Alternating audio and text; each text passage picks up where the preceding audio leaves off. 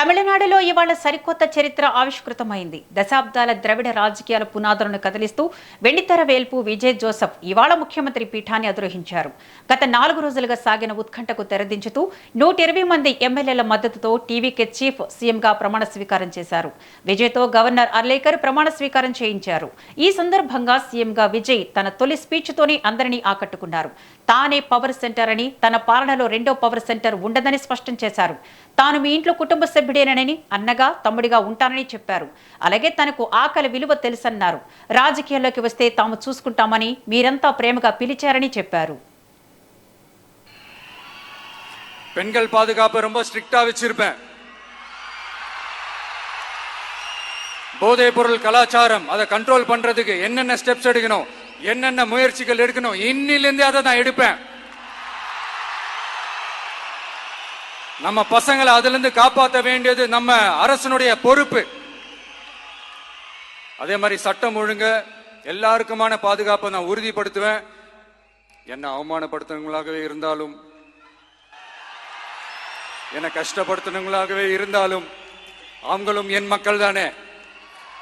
நண்பர்களாக இருந்தாலும் எதிரிகளாக இருந்தாலும் 8 கோடி மக்களும் என் மக்கள் தானே.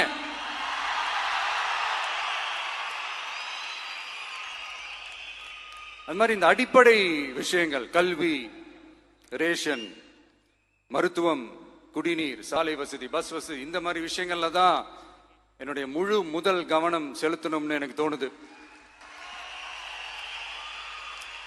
நான் முன்னாடியே சொன்ன மாதிரி மக்கள் பணத்துல இருந்து ஒரு பைசா கூட நான் தொட மாட்டேன்.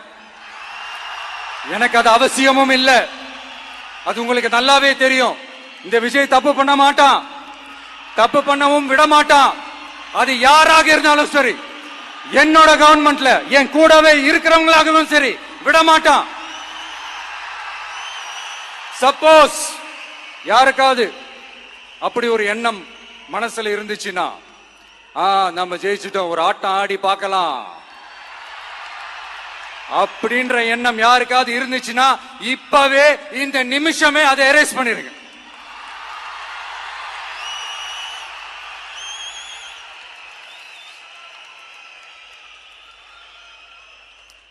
இங்க ஒரே சென்டர் தான், என் தலைமையில் உண்டான சென்டர். இந்த பக்கம் ஒரு சென்டர், இந்த பக்கம் ஒரு பவர் சென்டர், அங்க ஒரு பவர் சென்டர், அதெல்லாம் கிடையவே கிடையாது. இப்பவே சொல்லிடுறேன். பெண்கள்